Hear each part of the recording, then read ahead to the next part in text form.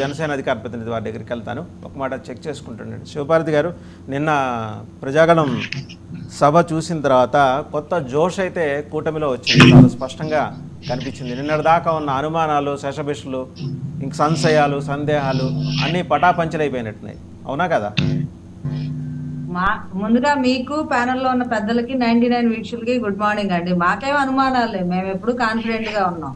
మీ ఒక్కళ్ళే కాదండి, అనుమానాలు ఉన్న వాళ్ళందరి సంగతి చెబుతున్నా. అది మీ ఒక్కరనే కాదు, అనుమానాలు ఉంటే చాలా మందికి ఉన్నాయి, అందులో సందేహం లేదు. మీకు ఉండకపోవచ్చు. మీన్స్ మీలాగా ఎవరైనా సందేహంగా ఈ కూటమి వర్కౌట్ అవుతుందా, ఈ కూటమిలో అందరూ ఒక కట్టు మీద ఉండి చేస్తారా, వీళ్ళకే స్పర్ధలు ఉన్నాయి, సో వీళ్ళంతా ఎప్పుడు ఏకమవుతారు, ఎప్పుడు చేస్తారు అనేది ఒక వైసీపీ క్రియేట్ చేసిన ఒక ఫేక్ ప్రాపగాండా. సో ఆ ఫేక్ ప్రాపగాండా అనేది జనాల్లోకి తీసుకెళ్ళడానికి శతవిధాల ప్రయత్నం చేశారు. జెండాలను జతకట్టడమే మీ ఎజెండా అనుకుంటా ఏదో ట్రై చేశారు. బట్ ఇక్కడ అనుభవజ్ఞులు అంటే ఇప్పుడు నరేంద్ర మోడీ గారి నాయకత్వంలో, చంద్రబాబు గారి అనుభవంలో, పవన్ కళ్యాణ్ గారి స్థిత ప్రజ్ఞతోటి రాష్ట్రాన్ని ఏ రకంగా అభివృద్ధిలో తీసుకెళ్తారు, ముగ్గురు గొప్ప వ్యక్తుల సమూహం రాష్ట్ర అభివృద్ధికి ఉపయోగపడుతుంది. కానీ తలేదో తోకేదో తెలియకుండా పిచ్చి పిచ్చి నిర్ణయాలు తీసుకొని రాష్ట్రాన్ని అతలాకుతలం చేసిన జగన్మోహన్ రెడ్డి గారి అనుభవం కానీ, పరిపాలన నైజం కానీ, పరిపాలన విధానం కానీ ప్రజలకు నచ్చలేదు. మేము గ్రౌండ్లో వెళ్తుంటే అది చాలా క్లియర్గా కనబడింది. ఫర్ ఎగ్జాంపుల్ ఎస్సీ కాలనీస్కి వెళ్ళాం, అక్కడ మేము ఎస్సీలకి ఇచ్చేసాము అని డప్పులు కొట్టారు, మేము ఇళ్ళు ఇచ్చామని. నిన్న తిరిగిన 200 ఇళ్లలో దాదాపు 90 నుంచి 120 దాకా ఇవే కంప్లైంట్స్. ఏమంటే మాకు ఇల్లు రాలేదు, మాకు ఇల్లు లేదు, మాకు ఇల్లు రాలేదు. మరి ఇల్లు మేము 20 లక్షల ఇళ్ల స్థలాలు ఇచ్చాం, 50 లక్షలు ఇచ్చాం అని మరి గొప్పగా మరి ఎలా చెప్పుకుంటున్నారో అర్థం కావట్లా, మరి ఎవరికి ఇచ్చారో అర్థం కావట్లేదు. ఎక్కడికి వెళ్ళినా మాకు పెన్షన్ తీసేశారంటున్నారు, ఇళ్ల స్థలం రావట్లేదు అంటున్నారు. ఎందుకు తీసేశారని కూడా మేము ఎవరు అడుగుతున్నాం. అక్కడ స్థానిక వైసీపీ నాయకులకి నచ్చితేనే ఇస్తారంట. వాళ్ళతో గొడవలు ఉన్నా, వాళ్ళకి లేకపోతే వాళ్ళతో విభేదాలు ఉన్నా వాంటెడ్లీ ఇవ్వరట.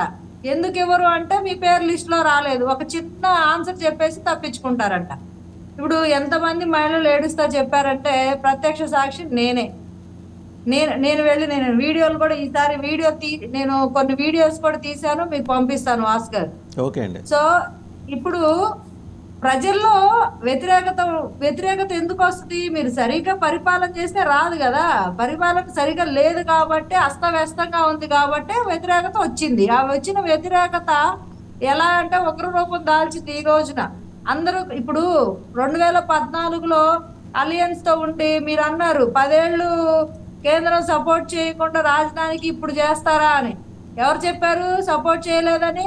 అంతకుముందు ఏదో తాత్కాలిక బిల్డింగ్ పైన 10,000 కోట్లు కేంద్రం శాంక్షన్ చేస్తేనే కదా కట్టారు.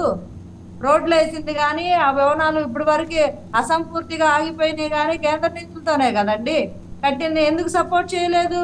సపోర్ట్ చేస్తుంది కేంద్రం. ఇప్పటికైనా పోలవరం నిధులు తీసుకెళ్ళట్రో బాబు అంటే ఒక్కళ్ళు సరైన రిపోర్ట్ లేకుండా షెకావత్ గారికి అంత క్లియర్ గా చెప్పారు కదా పార్లమెంట్ లోనే, పోలవరానికి నిధులు మేము కేటాయిస్తాము, ఆంధ్ర రాష్ట్ర ప్రభుత్వం మాకు సహకరించట్లేదు, సరైన బిల్లులు పెట్టట్లేదు, మేము నిధులు ఇస్తామన్నా వాటిని యూటిలైజ్ చేసుకోవట్లేదు, కావాలని వాంటెడ్ గా వాళ్ళు స్కిప్ చేస్తున్నారో మరి వాళ్ళకి చేతగాక స్కిప్ చేస్తున్నారో అర్థం కాలేదు. మీరు ఆంధ్రప్రదేశ్ ఏర్పడిన తర్వాత మొదటి అసెంబ్లీ సమావేశాలు జరిగినప్పుడు పోలవరంలో జరిగిన అవినీతి మీద అప్పటి కేంద్ర ప్రభుత్వం నుంచి వచ్చిన స్పెషల్ ఆఫీసర్స్, నేను సెషన్స్ నడుస్తుండగానే అక్కడ కవరేజ్లో ఉన్నాను, వాళ్ళు వచ్చి యాంటీ రూమ్లో కూర్చొని ఇన్వెస్టిగేషన్ చేసుకుని వెళ్ళిన సందర్భం బహుశా మీకు తెలిసి ఉండకపోవచ్చు, ఎందుకంటే మీరు ప్రత్యక్ష సాక్షి కాకపోవచ్చు.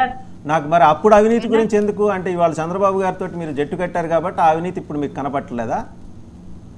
ఆ రోజు వచ్చిన స్పెషల్ ఆఫీసర్స్ టీం కింది స్థాయి ఏంటంటే వచ్చింది ఎవరు? ఢిల్లీ నుంచి వచ్చారు స్పెషల్ ఆఫీసర్స్ టీం వచ్చారు. I was the witness. ఆ రోజు అవినీతి మీకు కనపడలేదా? ఈ 5 ఏళ్ళు ఈ 3 ఏళ్ళు జగన్మోహన్ రెడ్డి గారి భారీ అవినీతి కనిపించిందా? అప్పుడు భారీ అవినీతి మీకు కనపడలేదా? మీరు ఒక సబ్జెక్ట్ మీద మాట్లాడేప్పుడు ఏం చేస్తారంటే శివపార్వతి గారు హోంవర్క్ చేసుకొని రండి. మీరు హోంవర్క్ చేసుకొని రండి. మీరు మీరు అవినీతి ఎక్కడి నుంచి ఎక్కడ మొదలైంది దగ్గర నుంచి మొదలెట్టండి. మొన్న జరిగింది అవినీతి కాదని నేను అంటలా, బట్ అంతకుముందు దానికి కొబ్బరికాయ కొట్టి ఆ అవినీతికి అసలు అంకురార్పణ చేసిన ప్రభుత్వం గురించి మాట్లాడటానికి మీకు ఇబ్బందిగా ఉంటుందేమో. ఇప్పుడు జట్టు కట్టి వెళ్తున్నారు, మీరు హోంవర్క్ చేసుకొని రండి. నేను మళ్ళీ చెప్తున్నాను, మీకు ఆ రిపోర్ట్ నేను ఇస్తాను, స్పెషల్ ఆఫీసర్స్ రిపోర్ట్ నేను మీకు ఇస్తాను. మీరు శాంతం చదవండి, అప్పుడు ఎంత జరిగిందో కూడా మాట్లాడండి సార్. నన్ను చెప్పనిస్తారా? ఈ ప్రపంచంలో అవినీతి అనే దాన్ని శాశ్వత నిర్మూలన చేయడం అసాధ్యం. ఇక్కడ డిస్కస్ చేయాల్సింది, డిబేట్ చేయాల్సింది అవినీతి స్థాయి ఎంత, పరిధి ఎంత, అది డిస్కస్ చేయాలి. కంప్లీట్ గా అవినీతి నిర్మూలన చేయగల స్థాయి పరిధి అంటే కంపారిజన్స్ వస్తాయి. ఆ కంపారిజన్ చేయమని అంటున్నా మిమ్మల్ని. మొహమాటాలు వదిలిపెట్టి కంపారిజన్ చేయండి. నేను చెప్పేది అది. విషయం కాదు, వందల సంవత్సరాల నుంచి జరుగుతున్న విషయం. మరి ఇదే బీజేపీ గవర్నమెంట్ పేటీఎం గా వాడుకున్నారు పోలవరాన్ని, చంద్రబాబు అన్నారు. దాని గురించి కూడా మాట్లాడండి అంటున్నా. పరిధి ఎంత, స్థాయి ఎంత, అంతే. పరిధి ఎంత, స్థాయి ఎంత. గత ప్రభుత్వంలో ఎంత అవినీతి జరిగింది, ఇప్పుడు ఎంత అవినీతి జరిగింది, ఆ స్థాయిని మనం మాట్లాడుకోవడం, ఆ డిఫరెన్స్ మాట్లాడుకోవడం. అదే చెప్తున్నా, డిఫరెన్స్ మాట్లాడేప్పుడు పోలిక తీసుకురావాల్సినప్పుడు అప్పటి లెక్కలు కూడా మాట్లాడాలంటున్నా. మీరు అబద్ధం అనే అర్థం. అప్పటి లెక్కలు కూడా మీరు మాట్లాడాలి. అవి మీకు తెలుసో తెలియదో కావాలంటే రిపోర్ట్ కూడా మీకు ఇస్తా నేను. ఖచ్చితంగా తెలుసండి, ఖచ్చితంగా తెలుసు. ఎంతో కొంత వాళ్ళు తిన్నా, కట్టారు, చేశారు, పని చేశారు. సో తిన్నా, కట్టారు, చేశారు, పర్లేదు. ఇక్కడ 80% 20% పని చేయడానికి మేము క్వశ్చన్ చేస్తాం. రైట్. వేణుగోపాల్ గారు, మీ అవినీతి చాలా పెచ్చు మీరిపోయింది. నిన్న నేరుగా మాట్లాడారు అమిత్ షా. వాళ్ళకి 3 ఏళ్ల పాటు కనపడింది, 3-4 ఏళ్ల పాటు కనపడిన అవినీతి నిన్న మధ్యాహ్నం సభలో కనపడింది. సో మాట్లాడారు, దానికి మీ దగ్గర ఉన్న సమాధానం ఏంటి? సార్, వాసుదేవన్ గారు, మీకు అదే విధంగా టీవీలో ప్యానెల్లో పాల్గొంటున్న వివిధ రాజకీయ పార్టీ నాయకులకి, విశ్లేషకులకి, 1919 ప్రేక్షకులకి అందరికీ శుభోదయం, నమస్కారం. వాసుదేవన్ గారు, ఇది ఎట్లా ఉందంటే 2019లో ఏదైతే భారతీయ జనతా పార్టీ కానీ, తెలుగుదేశం పార్టీ అధ్యక్షుడు చంద్రబాబు నాయుడు గారు కానీ, అదేవిధంగా పవన్ కళ్యాణ్ కానీ ఒకరిని ఒకరు ఏ విధంగా విమర్శించుకున్నారు, ఏ విధంగా అన్పార్లమెంటరీ వర్డ్స్ మాట్లాడుకున్నారో మర్చిపోయారు. ఈ రోజు మళ్ళీ 2024లో వచ్చి మేమంతా ఉత్తమాపతివత్తులో మాకు ఓట్లు వేయండి అని చెప్పి వీళ్ళు జగన్మోహన్ రెడ్డి గారి పైన ఇది బాను సంధిస్తున్నారు. నిన్న అడుగుతున్నారు అమిత్ షా గారు, హోదా గురించి మాత్రం మాట్లాడలేదు కానీ అమరావతి రాజధాని గురించి మాట్లాడాడు. అంటే కర్నూలు రాజధాని కావాలని, న్యాయ రాజధాని కావాలనేసి భారతీయ జనతా పార్టీ ప్రపోజల్ పెట్టలేదా? అదేవిధంగా పోలవరం గురించి మాట్లాడారు. సార్, 3 సంవత్సరాల క్రితం జగన్మోహన్ రెడ్డి గారు 15,000 అకౌంట్లు ఇచ్చి 6.5 ప్యాకేజ్ ఏదైతే నిర్వాసితులకు ఇమ్మంటే ఇప్పటి వరకు వాళ్ళ అకౌంట్లో డబ్బులు ఇకపోవడం భారతీయ జనతా పార్టీ ఒక అసమర్థత. దాన్ని పక్కన పెట్టి జగన్మోహన్ రెడ్డి గారిని విమర్శించడం ఎంతవరకు సబబు? అదేవిధంగా ఏదైతే డయాఫ్రమ్ వాళ్ళు దెబ్బతింటే ఆ డయాఫ్రమ్ వాళ్ళు దెబ్బతినింది ఏదైతే ఇంటర్నేషనల్ ఎక్స్పర్ట్స్ వచ్చి దాని రిపోర్ట్ నివేదిక ఇచ్చేంత వరకు దాని పని కొనసాగించకూడదు అని ఆపింది ఏదైతే కేంద్ర జనవరుల శాఖ మంత్రి కాదా, ఆపలేదా పార్లమెంట్ లో? అదే విధంగా ఏదైతే 13 లక్షల కోట్ల అప్పుల గురించి మాట్లాడుతున్నారు జగన్మోహన్ రెడ్డి గారి, వాళ్ళే 5 ఫిబ్రవరి 2024లో ఒక రిపోర్ట్ నివేదిక ఇచ్చారు.